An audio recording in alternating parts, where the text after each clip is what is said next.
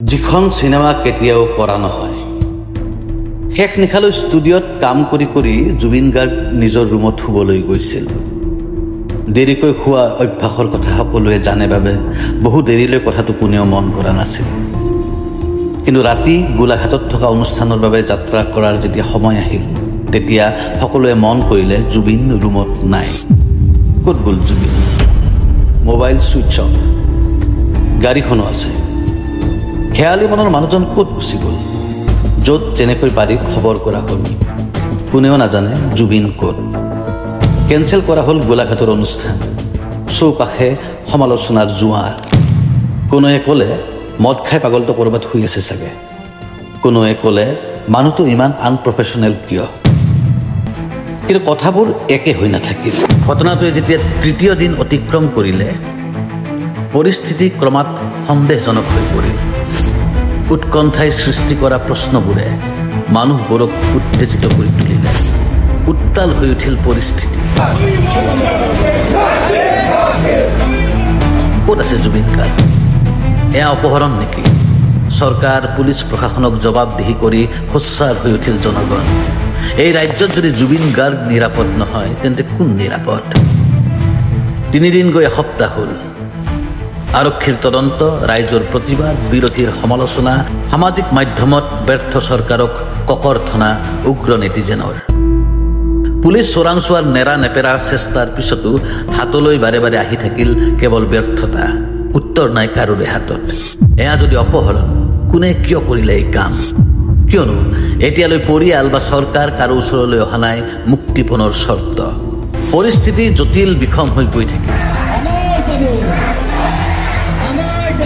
চৰকাৰে ডিপ্লমেটিক কথাৰে পৰিস্থিতি এটা পৰ্যায়লৈ নিয়ন্ত্ৰণ কৰাৰ চেষ্টা কৰি থাকিল বিভিন্নজনক গ্ৰেপ্তাৰ কৰা হ'ল কিন্তু নাই কোনো ক্লু নাই গ্ৰেপ্তাৰ কৰাবোৰক এজন এজনকৈ মুকলি কৰি দিবলৈ বাধ্য হ'ল আকৌ নতুন গ্ৰেপ্তাৰ আকৌ মুকলি আকৌ নতুন কাৰোবাক গ্ৰেপ্তাৰ সোধপোছ ন্যায়িক জিম্মা ইত্যাদি চৰকাৰে জোৰা তাপলি মাৰি থাকিল পৰিস্থিতি মোকাবিলা কৰিবলৈ এনেদৰে ঘটনাটোৱে প্ৰায় এমাহ চুবলৈ যাওঁতে খবৰ আহিল কাকপথাৰ ৰংজুলি বকলীয়া ঘাট জোনাই চেঙাত এজাক যুৱক যুৱতীয়ে আত্মজাহ দিয়াৰ কথা ঘোষণা কৰিছে তেওঁলোকৰ চৰকাৰলৈ স্পষ্ট বাৰ্তা ৪৮ ঘণ্টাৰ ভিতৰত জুবিনদাৰ সন্ধান উলিয়াই দিয়ক অন্যথা আতংকিত মুখ্যমন্ত্ৰীৰ আৰক্ষীলৈ কাঢ়া নিৰ্দেশ সকলোৰে ওপৰত যেন হেন চকু ৰাখে এনেদৰে গুণাগথাৰ মাজেৰে ঘটনাটোৱে ৩২ দিন অতিক্ৰম কৰাৰ দিনাই দুখ মোকালিতে জোৰত তিনিআলিত দেখা গ'ল জুবিন গাৰ্গক ফুটপাথত চাহ দোকানী এজনৰ পৰা লাল চাহ আৰু টেকেলি মুখত দিয়া পিঠা খাই থকা জুবিনক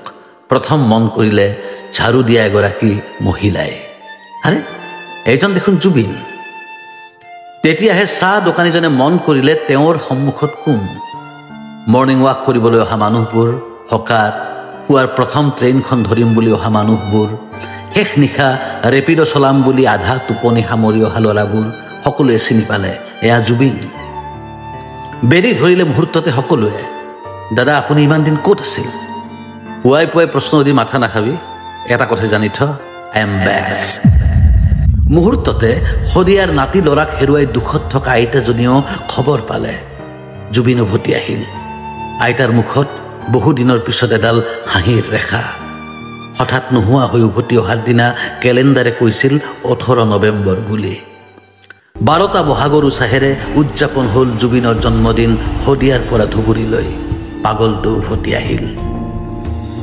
দুপৰীয়া সাংবাদিকৰ আগত ক'লে কিছুদিন অকলে থাকিবৰ মন গৈছিল এতিয়া উভতি আহিছোঁ বাকী থকা কামবোৰ কমপ্লিট কৰিম মোক লগ পাব আকৌ আগৰ দৰে ক্ষমা কৰিব যোৱা দিনবোৰত আপোনালোকক দিয়া কষ্টখিনিৰ বাবে এই জিৰণিখিনি মোৰ প্ৰয়োজন আছিল ১৯ তাৰিখে জুবিন ওলাই গ'ল পুৱাই কাৰ্বি পাহাৰলৈ কুঁৱলীৰ মাজত শিল এচটাত বহি শুনিলে ভূমিপুত্ৰসকলৰ মনৰ কথা তেওঁলোকে ক'লে পুঁজিপতিয়ে মাটি দখল কৰাৰ কথা জুবিনে ক'লে এই আগ্ৰাসন ৰোধ কৰাৰ কথা হেজাৰ হেজাৰ পাহাৰীয়া মানুহৰ কাষত থিয় হৈ ক'লে এই মাটি আমাৰ এই ভূমিত কোনো পুঁজিপতিৰ পাপী খোজ পৰিব আমি নিদিওঁ জুবিনৰ কণ্ঠত কেৱল পাহাৰখনেই নহয় সাৰ পাই উঠিল সমগ্ৰ অসম ডিব্ৰুগড়ৰ পৰা পৱন সোণোৱালেও ক'লে আমি একেলগে আছোঁ মৰিগাঁৱৰ পৰা দিলীপ পাটৰেও ক'লে আমি একেলগে আছোঁ বৰপেটাৰ পৰা আব্দুল হালিমেও ক'লে আমি একেলগে আছোঁ কিছুদিন পাহাৰে পাহাৰে ঘূৰি জুবিন উভতি আহিল গুৱাহাটীলৈ। চিধাই গ'ল GMCলৈ। তদাৰক কৰিলে চৰকাৰী চিকিৎসা।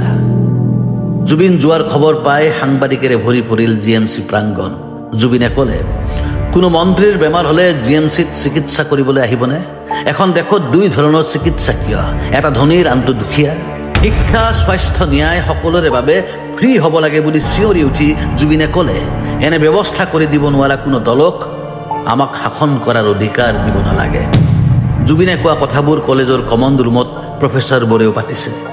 গোটৰ মিটিঙত মহিলাবোৰৰ আড্ডাৰ বিষয় জুবিনে কোৱা কথাবোৰ। ষ্টেডিয়ামৰ গেলেৰীত ক্ৰিকেট খেলিবলৈ অহা ল'ৰাবোৰেও পাতিছে জুবিনৰ কথাবোৰ। কিছুদিন জুবিনে জিৰণি লৈছে, কিতাপ পঢ়িছে, আড্ডা দিছে, চিনেমা চাইছে, নতুন গান এটাৰ কাম কৰিছে, শুইছে, আড্ডা দিছে, গান গাইছে, শুইছে। কিছুদিনৰ জিৰণিৰ অন্ত পেলাই জুবিনে আৰম্ভ কৰিলে অসম ভ্ৰমণ। কেনেকৈ জীয়াই থাকিব আমাৰ ভাষা, আমাৰ শিপা কেনেকৈ হৈ থাকিব মজবুত। গাঁৱে চহৰে জুবিনে আয়োজন কৰিলে কৰ্মশালা। সৰু সৰু ল'ৰা ছোৱালীবোৰে শিকিছে জ্যোতিপ্ৰসাদ, বিষ্ণু ৰাভাৰ গান। ফুটবল এটালৈ খেলপথাৰে থিয় হৈ জুবিনে চিঞৰি উঠিল, সে নো টু ড্ৰাগছ। প্ৰতিজন অনুৰাগীক কৈ গ'ল, তহঁতে নিজেই একোজন সৈনিক হ, নিজেও নাখাবি, লগৰবোৰকো খাব নিদিবি। বাধা দে সেই পিশাচতৰ প্ৰজন্ম ধ্বংস কৰা বিষাক্ত বেহা। জুবিনৰ পিছফালে মানুহবোৰ যোগ হৈছে। হিন্দু, মুছলমান, মিচিং, ৰাভা, কাৰ্বি, বড়ো, তিৱা, মৰাণ, মটক, আহোম, সকলো মানে সকলো। কিশোৰ সদ্য যৌৱনপ্ৰাপ্ত ভৱিষ্যতবোৰক জুবিনে কৈছে, এটাই জীৱন, সৰ্বস্ব প্ৰতিভাৰে বিকশিত হোৱা। জুবিন থমকি ৰোৱা নাই। গছবোৰৰ বাবে, প্ৰিয় নৈ বিলবোৰৰ বাবে, পথাৰবোৰৰ বাবে জুবিনে কথা কৈছে, গান গাইছে। জুবিন ৰৈ থকা নাই। ধৰ্মীয় ভণ্ডামীৰ বিৰুদ্ধে জুবিনে চিঞৰি উঠিছে, হিন্দু মুছলমান নহয়, তহঁত মানুহ হ। সামন্ত প্ৰভুসকলৰ বিৰুদ্ধে গৰ্জন মুখৰ জুবিন। কোনো বাবা বা মৌলবী নহয়, বিজ্ঞানেহে আমাক পোহৰ দেখাব। মানুহক ভাগ ভাগ কৰিব অহা ৰাজনীতিৰ বিৰুদ্ধে জুবিনৰ হুংকাৰ, আমাক ভাঙিব আহিবি, তহঁত নিজে ভাঙি যাবি। গাঁৱে গাঁৱে বন্ধ হৈ থকা পুথিভঁৰালবোৰ খুলি হাতত বিষ্ণু ৰাভাৰ ৰচনাৱলী লৈ এজাক যুৱক যুৱতীৰ মাজত জুবিন। দিন গৈ আছে, মানুহ বাঢ়ি আছে, ৰজাৰ টোপনি কমিছে। ধনী মানুহক কিনিব পৰা ধনী মানুহবোৰৰ ভয় বাঢ়িছে। সিহঁতে বুজি উঠিছে, জুবিন এনেদৰে গৈ থাকিলে সিহঁতৰ বনবাস সমাগত। জুবিনক ৰখাব লাগিব। আলোচনা চলে ৰজা, আমোলা, বুদ্ধিজীৱী, নিউজ চেনেলৰ সম্পাদকৰ। কিদৰে ৰোধ কৰিব পাৰি জুবিনৰ অশ্বমেধ যাত্ৰা। জুবিনলৈ প্ৰস্তাৱ আহে চিকমিক পোহৰৰ মাতাল এখন পৃথিৱীৰ। কিন্তু জুবিনে বিচাৰি যায় ধনশিৰিৰ আকাশৰ জোনাক। বন্ধনহীন জুবিন এতিয়া যে পৃথিৱীৰ প্ৰেমত আবদ্ধ। চুক্তিয়ে সামৰিব নোৱাৰা এটা প্ৰস্তাৱ। জুবিনক কি কৰা যায়? কম্পিত সিংহাসনত বহি থকা ৰজাই ভাবে, হত্যা নে গ্ৰেপ্তাৰ? বিপদ ফালে হিটলাৰৰ দৰে ৰজাই নিজৰ মূৰত পিষ্টল নলগাই জুবিনক গ্ৰেপ্তাৰৰ নিৰ্দেশ দিলে। অভিযোগৰ এটা সাধু কথাৰে জুবিনক বন্দী কৰা হ'ল। আৰু তাৰ পিছত সাগৰৰ বুকুত যেন জুই লাগিল। ঢৌবোৰ জুই হৈ ৰাজপথলৈ ওলাই আহিল। মানুহ আৰু মানুহ, আকাশ পাতাল কপাই মানুহবোৰে চিঞৰিলে, জুবিনক মুক্তি দিয়ক। সেই চিঞৰটো গৈ ৰজাৰ কাণত পৰিল, আমাক মুক্তি দিয়ক।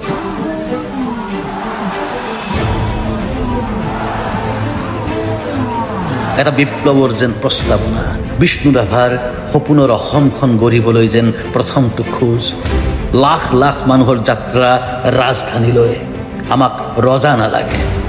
কাৰাগাৰত জুবিন, বাহিৰত জনসমুদ্ৰ। আৰু তেতিয়াই হঠাৎ উৰি যোৱা চৰাই এটাৰ পম খেদি দূৰ, বহুদূৰ অতিক্ৰমী অসম আৰু মেঘালয়ৰ সীমান্তৰ পাহাৰীয়া বিল এটাত আমাৰ চকু ৰৈ গ'ল। কাঠৰ বগা চকী এখনত বহি শান্ত সমাহিত এজন যুৱকে বৰশী বাই আছে। এওঁ কোন? আৰে এইজন দেখোন জুবিন। এওঁ যদি জুবিন গাৰ্গ, তেতিয়াহ'লে কাৰাগাৰত বন্দী হৈ থকাজন কোন? এয়া আচলতে এখন চিনেমাৰ কাহিনী আছিলে। এই থিমটো লৈ, এই কনচেপ্টটো লৈ জুবিন দাৰ লগত কথা পাতিছিলো, যিখন চিনেমা কেতিয়াবা আমি কৰিম বুলি ভাবিছিলো। আজি ইয়াত এনেকৈ আপোনালোকক কৈছো এইকাৰণে, কিয়নো এটা ডাঙৰ প্ৰশ্নবোধক আহিব, এই চিনেমাখন জানো কেতিয়াবা আৰু হ'ব।